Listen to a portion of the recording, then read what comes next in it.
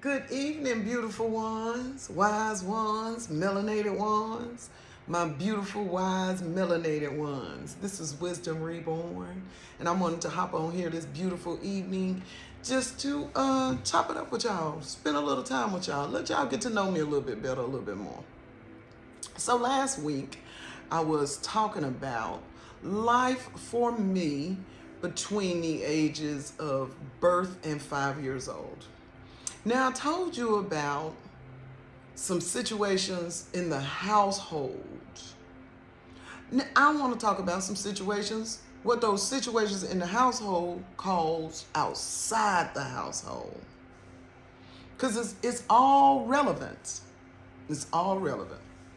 So, because I was a child who felt like no one wanted to hear what I had to say, and no one loved me, and I spent a lot of time in my room with the door shut and some books.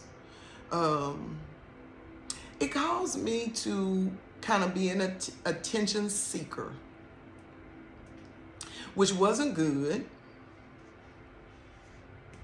I don't think. When I see little kids that act like I used to act when I was their age, I always wonder what the home life is. Because I know that those actions, that aggressiveness, that, I don't want to say aggressiveness, let's say that desire to be seen comes from a place of not being seen. And it's unfortunate that when you are in that environment in your home, it makes a difference on how you perceive how you're to be received in the public. When you get attention, or what appears to be attention, positive attention, away from home, it feels like you're getting what you're missing at home. And that should never be the case. You should never be able to get something away from home that you can't get at home. Because everything you need should be at home with your parents, with your loved ones, with those that are there to take care of you. But that's not always the case. And it's absolutely not always, it's probably never intentional. And the reason I say it's probably never intentional is because I recognize that we wrestle not against flesh and blood. So I don't think that it's ever intentional. I think that it's unfortunate in a lot of cases. In most cases. In all cases. However, just because it's unfortunate in all cases does not mean it cannot have a positive effect on an individual that has to go through such things. I feel like my positive effect was I'm able to love anyone for any reason. I mean, for no reason. I don't need a reason to love you. I love you just because. Now, I may need a reason to let you in my space. I may need a reason to open myself up to you. But that does not mean that I cannot love you. My nanny, my father's mother, used to say, love is simple. It means you want the best for someone just like you want the best for yourself. It means you treat others better than you want to be treated so that they just might treat you the way that you want to be treated. In a perfect world, the golden rule would be our golden standard. We don't live in a perfect world, though.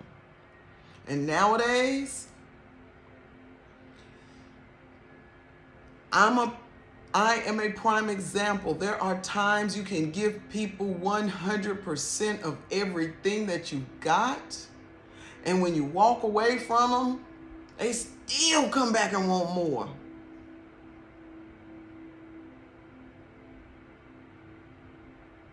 People want to take your intellectual property, your brain, your thoughts, your energy, and your time.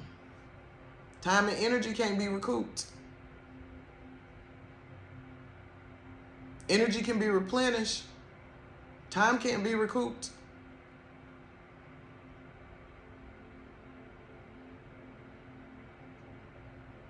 All because I've learned to love unconditionally. It's been hard. If you know me personally, think about it for a second.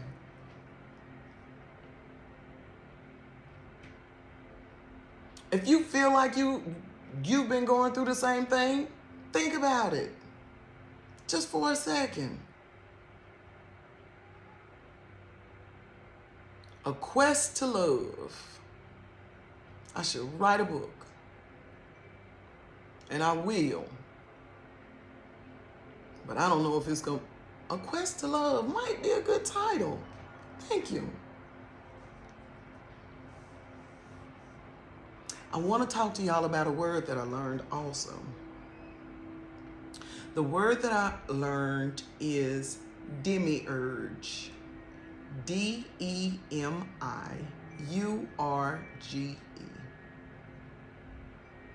It's a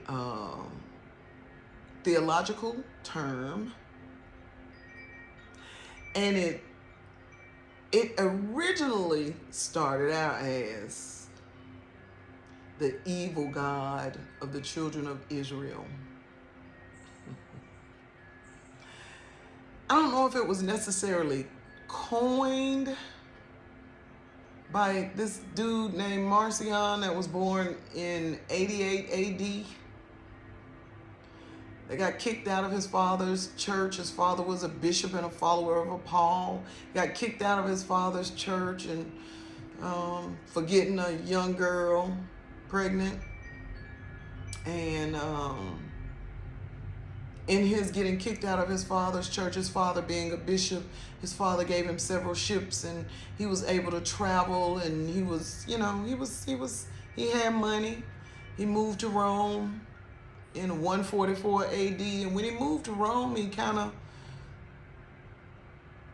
met up with the Roman people of the Roman church, and then, Christianity was coming into play, which Christianity today has so very little to do with the practices of the children of Israel, which was not a religious system. It was a spiritual connection with each other, with the world, with the universe, well, with the earth, because we are not of the world. We're on the earth right now. We are in the world, but we're not of the world. So, with all of that being said, yes, Marcion said he felt like the God of the children of Israel was wicked because their God had killed everyone who came up against them. He protected them until they started serving other gods. And they got into all of this wickedness, and then there was the great flood. However, he still held on to a man who was not by any means perfect. They said he was a drunk. That sounds familiar.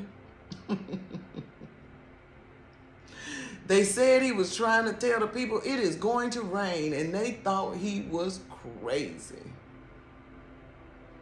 But his God saved him and his whole household enough to start humanity almost all over again. Well, all over again. That story has been told in every language for millions of years. I really believe it was a true story. Can you imagine the joy the God of the children of Israel will have when the children of Israel come back together, when they unite and they look towards the universe, the heavens, and realize that's where their help comes from? Not from a book, not from the words on the page, not from the wicked God that they call the demiurge because he took care of the children of Israel. They said that the God of the children of Israel was secondary to the God in the New Testament. Oh, I'm sorry. The second New Testament, because the first New Testament, Marcion wrote the first New Testament, and they didn't like it. They didn't like it at all. The Roman people, the Roman church. So what he did was he called together a group of bishops. They said it was about 150 bishops. It was smaller than the Council of Nicaea. It's actually the very first council that the Catholic Church has notes on. And the Catholic Church is meticulous for saving receipts for everything that they do to a fault. They got receipts for stuff. They're gonna have to pay back with interest. And I am not talking about the mishandling of innocent children. Because, side note, the original canon that was written in 144 AD said the only way you could be a priest is you had to be a eunuch or someone who was born with a disability. Because it was expected that you could not marry. And if you could not marry, you could not be a fully functioning man and work with everyone. Children especially, I guess. That was in 144 AD notes.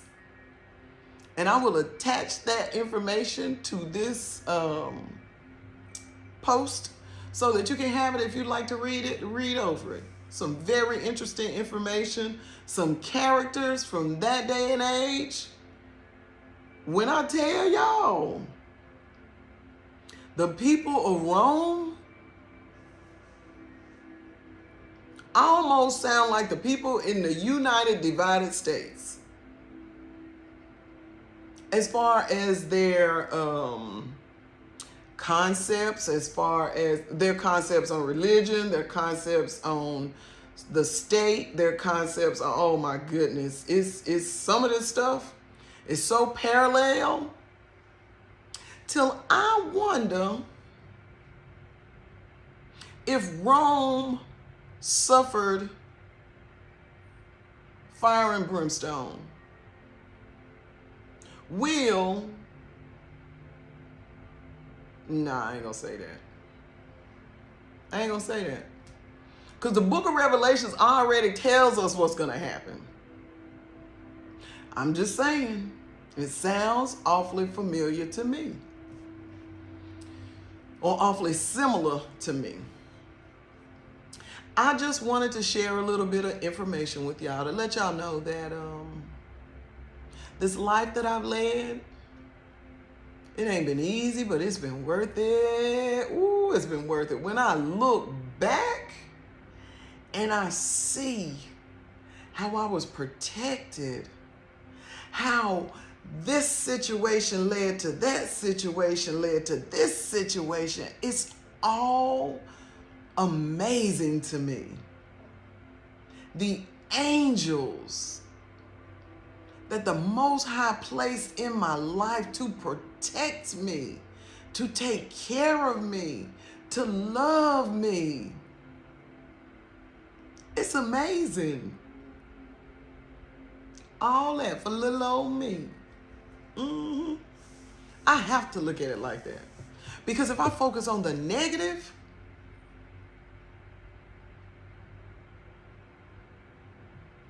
I would not have this smile on my face. And when you see the smile, you got to know it's real. I am so in love with being me. I am so in love with watching the world change in front of me for the positive. I love seeing y'all share y'all's words of wisdom, y'all's encouraging words to each other, even your good mornings. It is beautiful. It's absolutely beautiful. I really think that we're going to be able to make some changes. I know that Generation Alpha, or is it, yeah, Generation Alpha, my grandson's generation, they're going to be able to build up what we tear down. But we got to start tearing down some stuff. And some of the first things we got to tear down are these belief systems that were set before us to distract us from where we're supposed to actually be going. As well as building up our spiritual awakeness, or I don't want to say awakeness, that sounds so cliche. But I guess it is. Sort of like being born again. Sort of like realizing that you've been living a life with so much death attached to it. Because those systems and those things that hinder us from becoming who we're supposed to be, they're dead. And my daddy used to say, don't nobody want to dig up nothing that's dead and stinking. Don't talk about it, leave it alone. Those things that are dead and stinking in our lives, I really wish my daddy had dug them up. But I am so grateful, so thankful that I was able to see the dead and the stinking. If you don't dig it up, it just follows you around.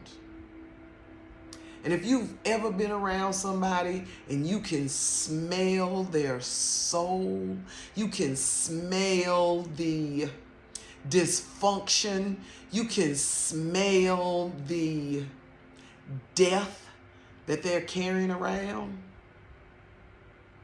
then you'll understand why it's important not to let that happen to you, to me, till we have to prevent that. And it really does happen. And it may not be a physical smell, but you make notice of it. And you make notice of the things in your life that are dead. Because being around people that are not on the same spiritual level as you are should cause you to look at yourself. Should cause you to recalibrate and make changes. I love y'all. I love, love, love you. We're on a journey together. You can't do it without me, and I can't do it without you. We are going to get there. And when we get there, it is going to be so beautiful. It's going to be so beautiful, peaceful. We'll be able to just live in unity. Be able to look at somebody and smile at them and genuinely want to share your smile with them. It can be life-changing. It will be life-changing. It already is life-changing. And we're changing lives together. Because we are going to live a life that is pure and whole and full of truth. Because the truth is going to make us free. And that's something we've been needing for 400 years. Some freedom. Some freedom. I love y'all. Have a good night. Be blessed. My beautiful ones, my wise ones, my melanated ones, my beautiful, wise, melanated ones. Wisdom Reborn loves you.